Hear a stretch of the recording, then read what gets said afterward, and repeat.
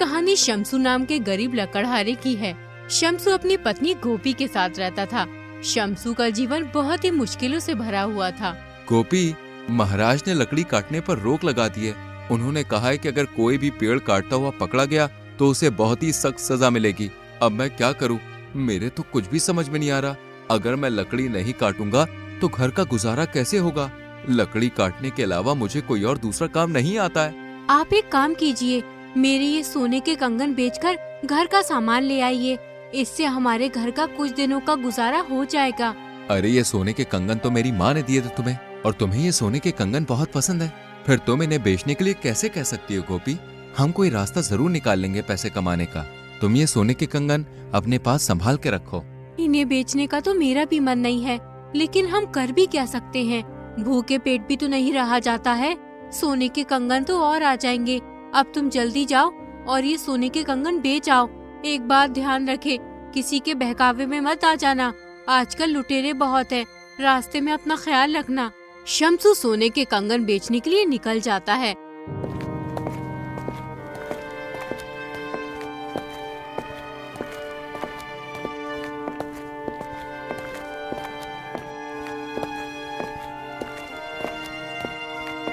रास्ते में उसे भानु नाम का आदमी मिलता है। वो शम्सू से कहता है, अरे क्यों भाई शम्सू, इतनी जल्दी में कहाँ जा रहे हो?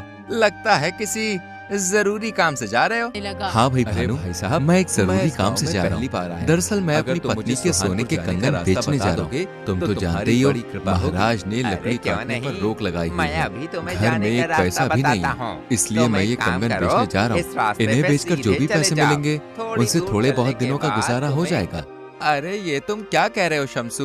अब तुम पत्नी के कंगन बेचकर घर का गुजारा करोगे, और जब कंगन के पैसे खत्म हो जाएंगे फिर घर का गुजारा कैसे करोगे? अरे भाई ये तो मैंने सोचा ही नहीं। मैं पहली लेकिन मुझे लकड़ी काटने के अलावा और कोई काम आता भी तो नहीं है। तुम्हारी फिलहाल इन कंगन को बेचकर कुछ दिनों का गुजारा हो जाएगा। उसके बाद मैं कोई काम देख लूंगा। अगर तुम चाहो तो मैं तुम्हें एक सुझाव दे सकता हूँ, जिससे तुम्हें अपनी पत्नी के कंगन तक बेचने नहीं पड़ेंगे और तुम्हारे घर का गुजारा भी हो जाएगा। सच कहूँ तो भानु भाई, मैं अपनी पत्नी के कंगन बेचना नहीं चाहता हूँ, क्योंकि मेरी पत्नी को ये कंगन बहुत अच्छे लगते हैं, लेकिन मजबूरी इंसान से हर काम करवा देती है। अच्छा बताओ, तुम मुझे कौन सा काम बता रहे थे जिससे मैं पैसे कमा सकता हूँ? देखो शम्सू भाई, काम थोड़ा मुश्किल है, लेकिन मुझे पूरी उम्मीद है कि तुम उस काम को कर लोगे। क्या तुम काम करने के लिए तैयार हो? हाँ हाँ, मैं तैयार हूँ, लेकिन पहले काम तो बताओ, मुझे करना क्या होगा? तुम्हें मेरे साथ मिलकर चोरी करनी होगी। अरे नहीं नहीं नहीं नहीं, मैं चोरी वोरी नहीं कर सकता। मुझे भूखे रहना पसंद है, लेकिन मैं कभी चोरी नहीं करूँगा। अरे भाई, मैंने कब कहा कि तुम चोरी करो? चोरी तो मैं करूँगा, बस तुम्हें बाहर रहकर नजर रखनी पड़ेगी कि कोई आ तो नहीं रहा है। तुम देखना, केवल 10 दिनों में इतना पैसा होगा तुम्हारे पास जितना तुम अपनी पूरी जिंदगी में कमा नहीं सकते हो। तुम सही कहते हो भानु भाई, मैं तुम्हारे साथ काम करने के लिए तैयार हूँ। चलो अब हमें चोरी कहाँ करनी है ये बताओ। शम्सू चोरी करने के लिए तैयार हो जाता है। दोनों चोरी करने निकल पड़ते हैं।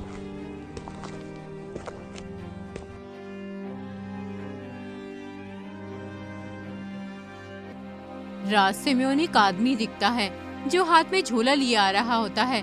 भानु शम्सू से कहता है, अरे देखो, सामने से वो आदमी आ रहा है। तुम्हें उसे अपनी बातों में फंसाना है और यहाँ वहाँ की बातें करनी है। उतने में ही मैं इसका झोला चुरा लूंगा। अब मैं उस पेड़ के पीछे छुप जाता हूँ, तुम उसे अपनी बातों में लगाओ। शम्सू उस अनजान आदमी के पास चला गया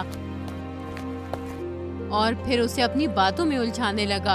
अरे भाई साहब, मैं इस गांव में पहली बार आया हूँ। अगर तुम मुझे सुहानपुर जाने का रास्ता बता दोगे तो तुम्हारी बड़ी कृपा होगी। अरे क्यों नहीं, मैं अभी तुम्हें जाने का रास्ता बताता हूँ। तुम एक काम करो, इस रास्ते पे सीधे चले जाओ।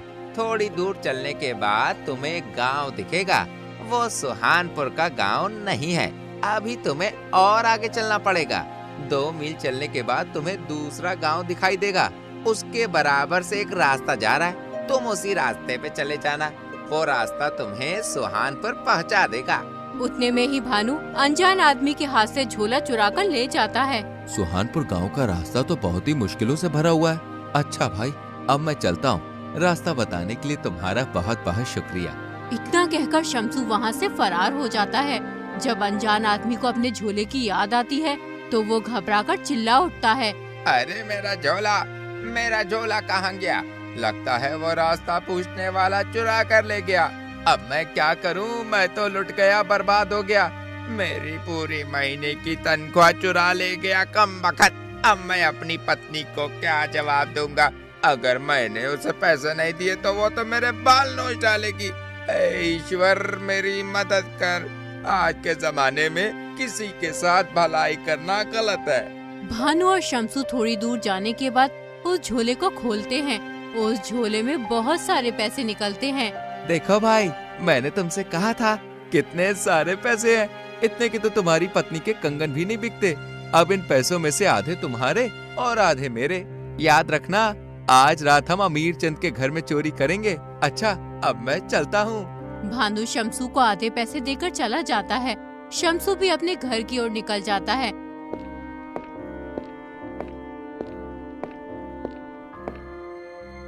जब वो घर पहुंचता है तो उसकी पत्नी कहती है, आ गए तुम कंगन बेचकर। कितने पैसों के बिके हैं? लाओ जल्दी पैसे दे दो, मैं घर का सामान ले आती हूँ।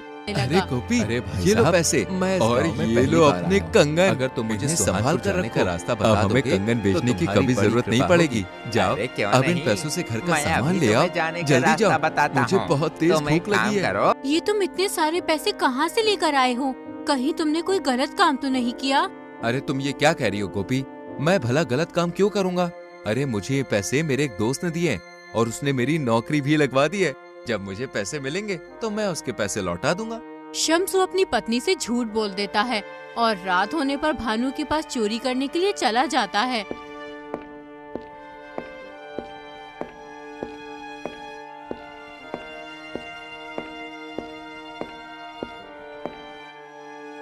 आ गए तुम, मैं तुम्हारा ही इंतजार कर रहा था। अब हम अमीर चंद के घर चोरी करने जाएंगे। तुम घर के बाहर खड़े होकर मेरा इंतजार करना। मैं घर के अंदर जाकर सारा माल चुरा कर ले आऊंगा। अगर किसी को भी हमारे ऊपर कोई शक हो या हमें कोई देख ले तो तुम मुझे सीटी बजाकर सूचना दे देना। मैं तुरंत ही वहाँ से फरार हो जाऊंगा। समझे भाई? अब जल्दी चलो, ये सही वक्त है चोरी करने का।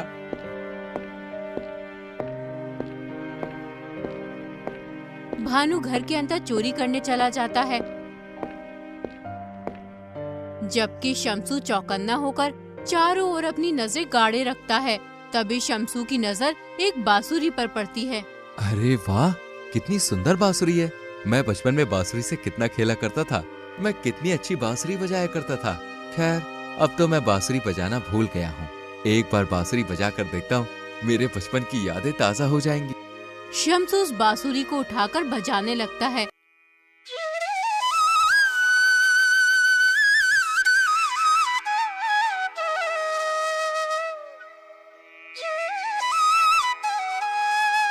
बांसुरी की आवाज सुनकर कुछ गांव वालों की आंख खुल जाती है और भानु भी घबराने लगता है। अरे ये कौन बेसुरा है जो इतनी रात को बांसुरी बजा रहा है? लोगों का सोना हराम कर रहा है। ये मुझे मरवा के ही छोड़ेगा। शम्सू बांसुरी बजा ही रहा होता है कि तभी एक गांव वाला शम्सू से कहता है, अरे कौन हो तुम? पहले कभी तुम्हें नहीं देखा इस गांव में, और ये बांसुरी बजाकर लोगों की नींद क्यों खराब कर रहे हो? लगता है हमारी चोरी का गांव वालों को पता चल गया। अगर मैं चोरी का माल बाहर लेकर गया तो गांव वाले मुझे बहुत पीटेंगे। ऐसा करता हूँ, इस सामान को यहीं छोड़ देता हूँ और चुपचाप यहाँ से निकल जाता हूँ। अगर बांसुरी बजाने का इतना ही शौक है तो अपने घर में जाकर बजाओ। यहाँ क्यों लोग की नींद खराब कर रहे हो? मुझे लगता है कि तुम कोई पागल हो। भानु ये सब खड़ा होकर सुन रहा होता है। फिर गांव वालों के पास आकर कहता है, तुम सही कह रहे हो भाई, ये पागल है। इसका जहाँ भी मन करता है वहीं बांसुरी बजाना शुरू कर देता है। अरे तुम इसे माफ कर दो, अब ये आगे से ऐसा नहीं करेगा। तुम कह रहे हो इसलिए छोड़ रहा हूँ, वरना इसे अभी महाराज के पास ले जाता और सख्त से सख्त सजा दिलवाता। सारी नींद खराब कर दी मेरी। पागलपन की भी हद होती है। वो आदमी वहाँ से चला जाता है। भानु को शम्सू पे बहुत गुस्सा आता है। अच्छा, तब बांसुरी तुम बजा रहे थे? अरे तुम तो आज मुझे मरवा ही देते। अरे चोरी करते वक्त बांसुरी कौन बजाता है? मैंने सारा सामान चुराकर झोले में भर लिया था, लेकिन तुमने बांसुरी बजा दी। मुझे वो सामान वहीं छोड़ना पड़ा। तुम्हारी बांसुरी की वजह से आज मुझे बहुत नुकसान हुआ है। अरे भानु भैया, मैं मानता हूँ कि मुझसे गलती हो गई है। उस बांसुरी को देखकर अब मुझे अपने बचपन की याद आ गई थी, फिर मुझसे रहा नहीं गया, इसलिए मैंने वो बांसुरी बजा दी। इस बार मुझे माफ कर दो, आज के बाद ऐसी गलती कभी नहीं करूंगा। ठीक है, इस बार मैं तुम्हें माफ कर देता हूँ, लेकिन अगर दोबारा तुमने ऐसी कोई हरकत की तो मैं तुम्हें अपने साथ नहीं लेके जाऊंगा, समझे? चलो अब घर चलते हैं, कल हम पास वाले गांव में चोरी करने चलेंगे। दोनों अपने घर चले जाते हैं और रात होने पर दोबारा चोरी करने निकल जाते हैं। सुनो, मैं उस सामने वाले घर में चोरी करने जा रहा हूँ, तुम यहीं खड़े होकर मेरा इंतजार करो। अगर कोई आया तो मुझे बता देना और पहले जैसी हरकत मत करना। हाँ, अब मैं जा रहा हूँ, अपनी आँख और कान खुले रखना। इतना कहकर भानु घर के अंदर चला जाता है और घर का सामान चुराने लगता है। तभी एक आदमी शमसू की तरफ आ रहा होता है। उसे देखकर शमसू डर जाता है। वो समझता है ये भूत है। फिर वो जोर जोर से शोर मचाने लगता है। बचाओ, भूत भूत, मुझे कोई बचाओ इस भूत से। ए पागल आदमी, मैं भूत नहीं हूँ, समझे? मैं तुम्हारी तरह ही एक इंसान हूँ। मेरी पत्नी से मेरी लड़ाई हो गई है, इसलिए मैं घर के बाहर आ गया हूँ। वैसे तुम इतनी रात में यहाँ क्या कर रहे हो? मैं क्या कर रहा हूँ? मैं तो कुछ भी नहीं कर रहा हूँ। अरे भाई, इसकी दिमागी हालत ठीक नहीं है, ये किसी को भी भूत समझ लेता है और फिर शोर मचाने लगता है। तुमसे कितनी बार कहा है, यूं लोगों को परेशान मत किया करो। चलो अब यहाँ से। दोनों वहाँ से चले जाते हैं। तुम किस किस्म के आदमी हो? मन कर रहा है कि मैं तुम्हारा सर फोड़ दूं। तुम्हें वो जीता जागता इंसान भूत दिखाई दे रहा था? अरे आज मेरे हाथ बहुत सारा माल लगा था, वो सब मैंने झोले में भर लिया था, लेकिन तुम्हारे चीखने चिल्लाने की वजह से मुझे वो झोला वहीं छोड़ना पड़ा। अगर तुम नहीं चिल्लाते तो आज मैं बहुत अमीर हो जाता। मेरी मत मारी गई जो मैं तुम्हारे जैसे अहमक आदमी को अपने साथ लेकर आया। तुम्हारी वजह से मैं 2 बार नाकाम हो गया हूँ। आज के बाद तुम मेरे साथ मत आना, वरना किसी दिन मैं पकड़ा जाऊंगा। शमसू अपने घर चला जाता है और सारी बात अपनी पत्नी को बताता है। तुमने तो मुझसे कहा था कि तुम कोई गलत काम नहीं कर रहे हो। क्या चोरी करना सही काम है? गोपी, मुझसे बहुत बड़ी भूल हो गई। मैं कसम खाता हूँ कि आज के बाद कभी भी कोई गलत काम नहीं करूँगा और ना ही कभी उस भानु के साथ रहूँगा। शमसू चोरी का काम छोड़ देता है